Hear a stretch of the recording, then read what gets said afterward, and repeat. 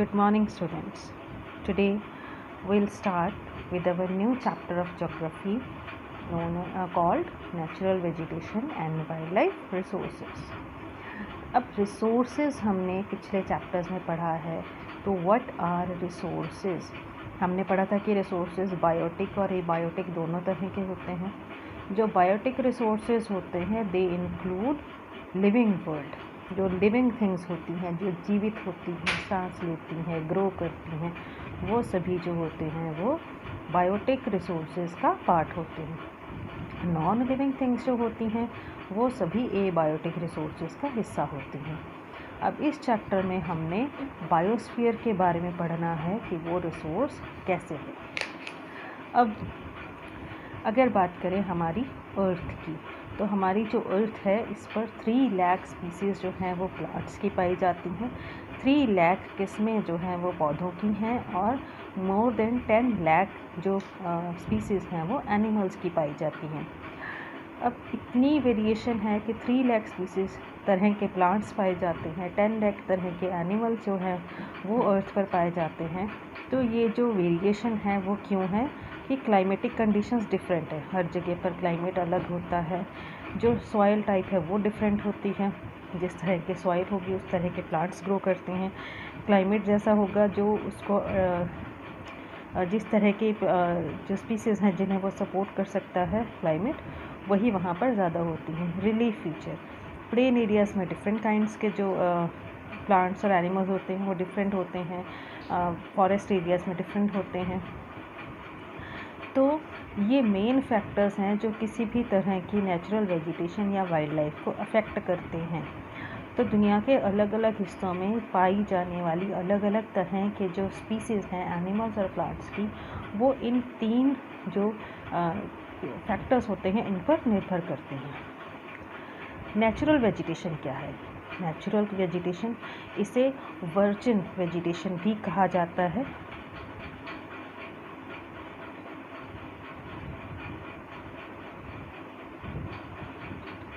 Natural vegetation means कि वो plants जो बिना किसी इंसानी मदद के किसी भी एरिया में अपने आप ग्रो होते हैं.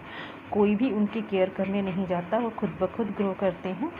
दुनिया की जो ज़्यादातर वेजिटेशन है, वेजिटेशन का मतलब होता है वनस्पति, जो प्लांट किंगडम है हमारी, वो ज़्यादातर दुनिया के हिस्सों में मॉडिफाई हो चुकी है. मतलब उसे हम चेंज कर चुके हैं. हमारी एक्टिविटीज़ जैसे डिफॉरेस्टेशन है, ग्रेजिंग है, कल्टीवेशन है, ये सारी जो एक्टिविटीज़ हैं ये सब जिम्मेवार हैं जो नेचुरल वेजिटेशन है उसमें चेंजेस लाने के लिए. नेचुरल वेजिटेशन में प्लांट्स जो नेचुरल होते हैं और जो मॉडिफाइड होते हैं वो दोनों इसी में आते हैं. नेक्स्ट आता है कि जो नेचुरल वेजिटेशन होती है वो अलग अलग क्षेत्रों में अलग अलग तरह की होती है, सनलाइट और रेनफॉल की वेरिएशन के कारण. कि कुछ एरियाज अर्थ के ऐसे हैं जहाँ पर डायरेक्ट सनलाइट होती है, रेनफॉल बहुत ज़्यादा होती है, तो वहाँ पर बहुत डेंस फॉरेस्ट पाए जाते हैं, वेजिटेशन बहुत डेंस होती है. जिन एरियाज़ में सनलाइट की अवेलेबिलिटी कम होती है, रेनफॉल कम होती है, वहाँ पर डिफरेंट टाइप के जो प्लांट्स हैं वो होते हैं. एक ऐसा रीजन जहाँ पर जो नेचुरली अकरिंग फ्लोरा और फौना है, flora means plant kingdom, fauna means animal kingdom. ये किसी भी एरिया में रहने वाले जो मिलने वाले प्लांट्स और एनिमल्स हैं वो अपने आप को अपने एनवायरनमेंट के अकॉर्डिंगली अडेप्ट कर लेते हैं, खुद में चेंजेस ले आते हैं ताकि वो वहाँ पर रह सकें, इजीली सरवाइव कर सकें. हर बायोम जो है वो दूसरे बायोम से डिफरेंट होता है. फिज़िकल फीचर्स उसकी डिफरेंट होती हैं, क्लाइमेट डिफरेंट होता है, वेजिटेशन और वाइल्ड लाइफ. बायोम्स को हम जैसे एक ही कॉन्टिनेंट में डेजर्ट्स में डिफरेंट बायोम होगा, रिवर वैलीज़ में डिफरेंट होगा, माउंटेनियस रीजन्स में डिफरेंट बायोम्स जो हैं वो पाए जाते हैं.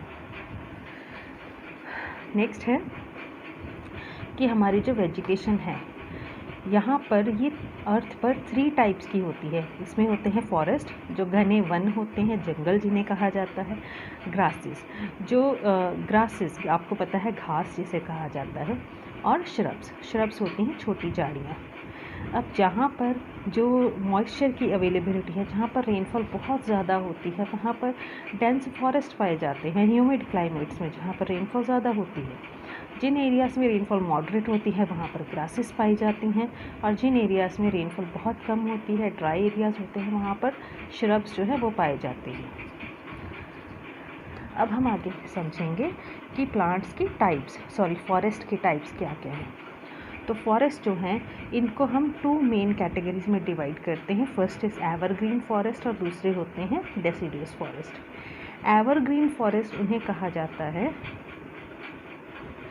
जिनका पत्तों के झड़ने का, जिन वनों में जो ट्रीज़ होते हैं उनके पत्तों के झड़ने का कोई एक पर्टिकुलर ख़ास सीज़न नहीं होता है। ये जो फॉरेस्ट है वो पूरा साल भर हरे भरे नज़र आते हैं, मतलब पूरा साल इनके पत्ते झड़ते रहते हैं और नए पत्ते आते रहते हैं।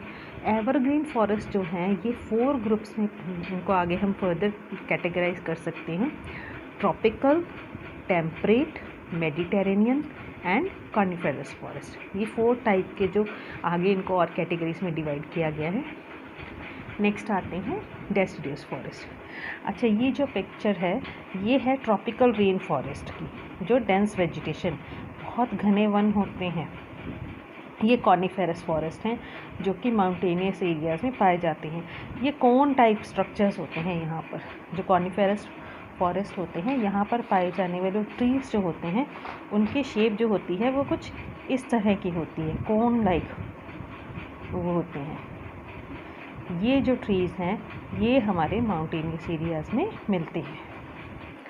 नेक्स्ट आता है डेसिडियस। डेसिडियस फॉरेस्ट जो होते हैं यहाँ पर जो पेड़ होते हैं उनके साल में एक समय ऐसा आता है जब उनके पत्ते झड़ जाते हैं। कब? जब ड्राई सीज़न होता है, जब रेनफॉल कम होती है। पेड़ों के पत्ते क्यों झड़ते हैं? क्योंकि रेनफॉल कम हो रही है, जितने ज़्यादा पत्ते होंगे उतना ही ज़्यादा ट्रांसपीरेशन होगा, उतना ही ज़्यादा वाटर का जो लॉस होगा प्लांट से, उस लॉस को कम करने के लिए जो ट्रीज़ होते हैं वो अपने लीव्स को शेड करते हैं। इसीलिए ड्राई सीज़न के दौरान डेसिडियस फॉरेस्ट में जो प्लांट्स होते हैं वो अपने लीव्स को शेड करते हैं। डेसिडियस फॉरेस्ट को आगे हम ट्रॉपिकल और टेम्परेट इन 2 कैटेगरीज में डिवाइड कर सकते हैं। Next is grasslands. ग्रासलैंड्स को हम 2 टाइप्स में डिवाइड कर सकते हैं, tropical grasslands and temperate grasslands.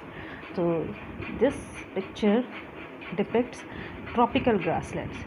Tropical grasslands होते हैं जो ट्रॉपिकल एरियाज़ में अर्थ पर पाए जाते हैं। यहाँ पर बहुत ह्यूज ग्रासेस होती हैं, जैसे कि स्टेप्पीज़ हैं, देन प्रेरीज़ हैं कनाडा अमेरिका में, बेल्ट्स जो हैं वो साउथ अफ्रीका में पाए जाते हैं। सो अकेशिया, डेजर्ट एरियाज़ में जो डेजर्ट वेजिटेशन होती है वहाँ पर अकेशिया प्लांट जो है वो पाया जाता है।